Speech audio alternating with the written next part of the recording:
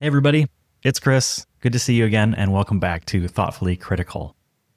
I was watching a YouTube video, as I do, as you do, as we all do, and I kept noticing these advertisements from people making the videos. They were sponsored by different places. This one was Rocket Money. And the premise here was, man, you've got so many subscriptions and all these kind of unfair things being done to you. Why don't you sign up for their subscription, their Rocket Money subscription, and they'll take care of that. And they'll negotiate down your bills and all this kind of stuff. And I was left with sort of this, is that real? Do we have so many subscriptions these days that we need a subscription to manage our subscriptions? It felt a little weird, so that's what I'm going to talk about. I did a little digging and I also have some opinions here around this phenomenon, as well as I'm going to tell you how I manage these things. So first, Rocket Money used to be a company called Truebill. I think they were founded almost 10 years ago. And then in 2021, 2022, they got bought and rebranded as Rocket Money. And I'm not picking on them because I care. I've never used the service. I'm just more, I see a lot of these things and I feel like almost every sponsored thing I see on YouTube is a scam or any platform, right? They're all sponsoring these influencers for a reason, right? It works. They can make money off of it. Remember Honey, the whole like, hey, discount code, save a lot of money by making sure this little thing is there. And it's like, oh, actually it was stealing everybody's money, including the influencers. So this is more of a PSA around what's going on there. But anyways, Rocket Money, your money's so difficult. The amount of subscriptions you have is so crazy and you need the help of them to manage all this stuff. Maybe you do, maybe you don't, but I think it's kind of BS. So I want to talk about when you see these things on YouTube or an influencer or a YouTuber or a TikToker or whatever it is. Step one in determining if this company is legit or a scam is see what the company says. I actually advise going to the website, and on Rocket Money, you can go to their affiliate and influencer place and actually see, how do I become an affiliate of this company? I thought Rocket Money was very interesting. First, they have the amount of money, the $4 to $10 and all that kind of stuff, but target audience, that's not something I normally see on one of these sites. So they tell you they're specifically looking for someone between 23 to 34 years old, roughly slightly in favor of female over male. iOS, apparently people on Apple devices cannot handle their money. I'm joking, but they want 75% iOS and then household income, and you can see it on the screen. So right there, if you kind of hearken back to my data and advertising and data broker episode from Thoughtfully Critical 15, you can see like they know what they want. They know the target audience of what they want. They have the demographics and the details of it. And they're kind of saying like, hey, do you have an audience that represents this? And if you do, come talk to us because, I'm going to say this a little tongue in cheek. These are the suckers, right? And if your audience consists of these suckers who are going to sign up for these things, you're ideal. Come talk to us. We will pay you to shill our product to your people. Now, step two, read the terms. I think this one's really important. I'm going to put a link somewhere to a person that inspired me to start reading the terms years ago and is a big privacy advocate, but read the terms. Now, I have a photo here of the table of contents from the terms of service for Rocket Money, and as well as a GPT prompt on the screen where I just said, hey, GPT, ChatGPT in this case, please review the Rocket Money terms of service and find, bad things. And then I gave it the link to the terms. So not only should you read the terms, but nowadays there's tools that can help you just peruse through it because there's over 29 items in here. It's a very long document. This one's pretty good though. You can go to anywhere in the index that you want. And so between you reading the terms of service, if there's something specific you're looking for, in addition to having ChatGPT or Gemini or whatever your flavor of AI is, read it, you can find out a lot about a company through their terms of service. You don't really need to slog through every single page, but GPT and I both went through and found like, hey, there's 4 things that we feel are notable, red flags, yellow flags, whatever you want to call them, about the terms of service. One is you're waiving your rights to arbitration or class action, right? So if something happens, you're on your own. If that matters to you, there you go. If it doesn't matter to you, no big deal. The other one is that they charge a fee to negotiate their bills. So kind of backing up for a little bit. Let's say you've got this really large bill and for whatever reason, you just don't want to call the vendor. You want someone else to call the vendor for you. They take a cut. So if you're being overcharged, rather than getting all of that money back or potentially having to fight with it, you can outsource that, which seems silly to me. Like, we're all just people, right? And I've had bills for many years now, many decades of bills. You know, when the internet fee is too high with my cable company, I just call them and say, what can we do? If there's issues with a fee, I can negotiate by just calling. In a lot of cases, just threatening to cancel. They have a whole script they're going to read to get you the money. So I don't think folks like Rocket Money are doing a lot here. It's not difficult to negotiate these fees. It's not difficult to deal with this. And having them take 35 to 60% is pretty crazy. And I'll talk more on that later. The other one I thought was crazy was that part of the value prop of something like Rocket Money is you're so bad at handling money that let them hold your money for you, save with them, and then they will be responsible for it. However, then you get no interest on your savings. And that's kind of the whole point. You're having that money work for you. You're not just putting it in a place under your mattress. And so they even say it in the terms of service very clearly here. I've got a little snippet saying it's not an interest yielding savings account. You will not earn interest on your funds. They're telling you this. It's probably one of the few places you can find this information, but it means that should you go to that level of subscription with this company, you're just giving them money to hold on. And guess what? They're making money on your money. They're going to make the interest on it. So why?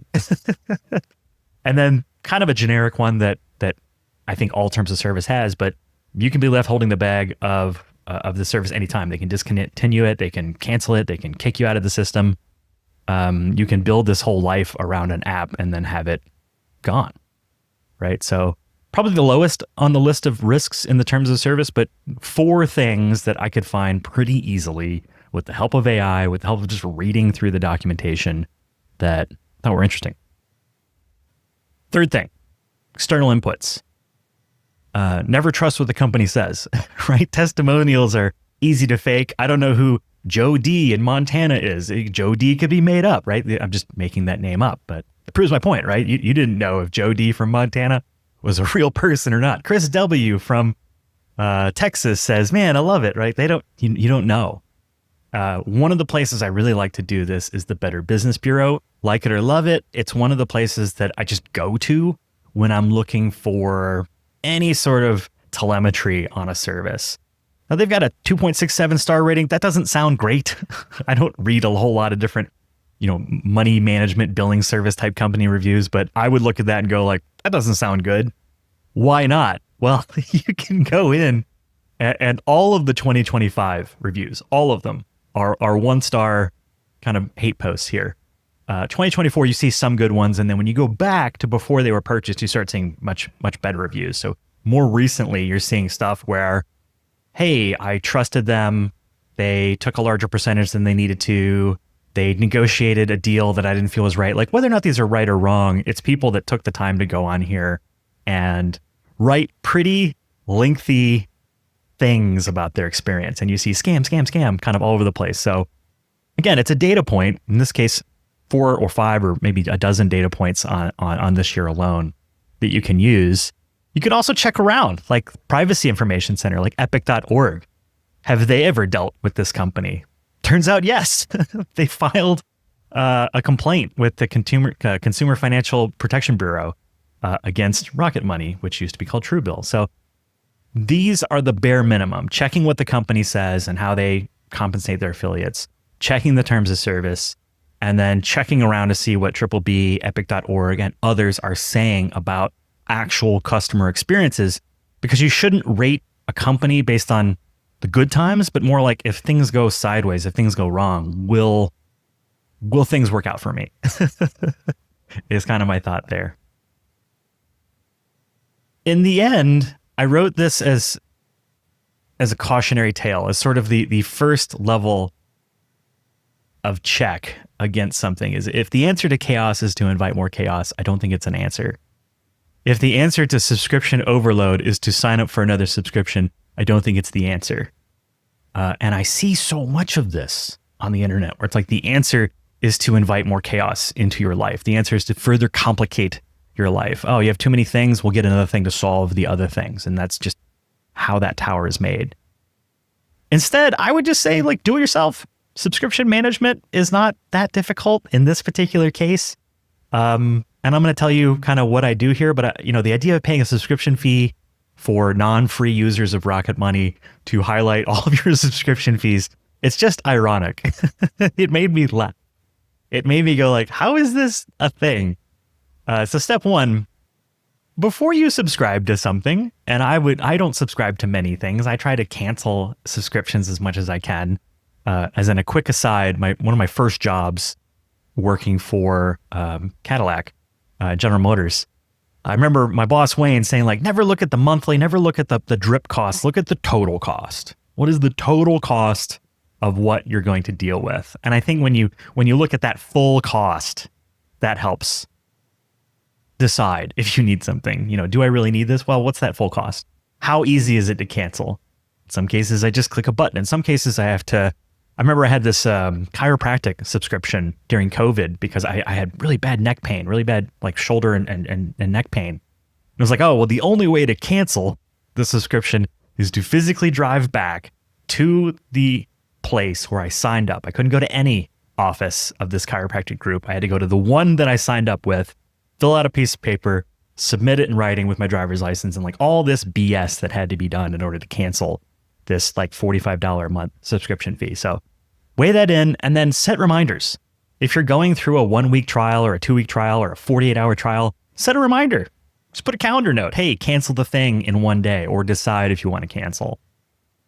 The other thing is spreadsheets. And I know, like, who's excited about spreadsheets? I am. I like spreadsheets, but most people don't. And that's okay, because AI will probably make it for you anyways. You can just ask it to make you a spreadsheet. I know Gemini can in Google Sheets. I'm sure Microsoft Office can with Copilot. But what is your subscription? How much does it cost? When does it hit? What's your renewal date? When do you need to cancel by? Or when did you cancel? Notes with contact information, phone numbers, links to URLs. Like, this isn't hard to get. It's the basics, right? You're giving these people your money. You're setting up a relationship with a vendor. These are just the bare bones of what you're going to want. And then check it once a month, once a quarter, even once a year if you don't change it that frequently.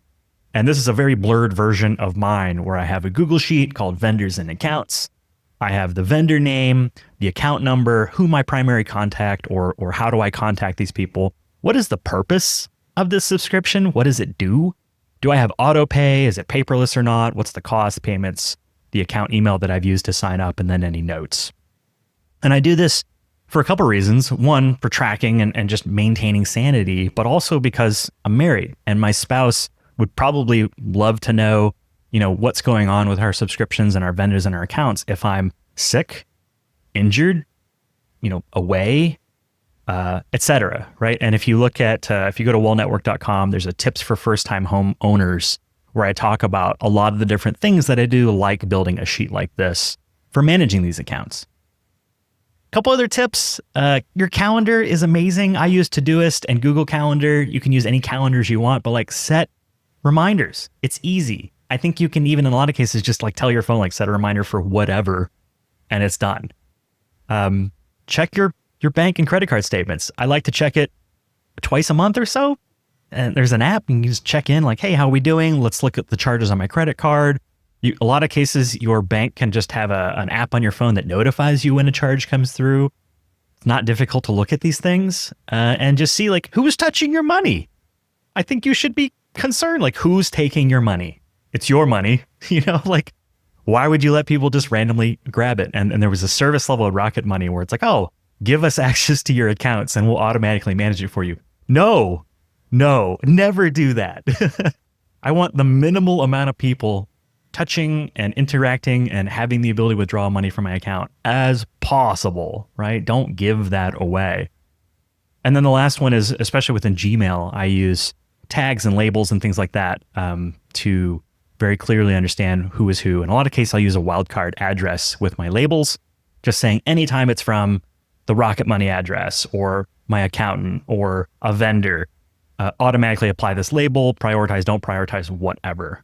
Just so they don't slip through the cracks, so they can't say, well, we emailed you, oh, it got caught in your spam folder or something like that. Just make sure that's all caught up. In the end, I'm picking on Rocket Money, but I think my more salient point is you have the power to do this stuff. DIY, do it yourself.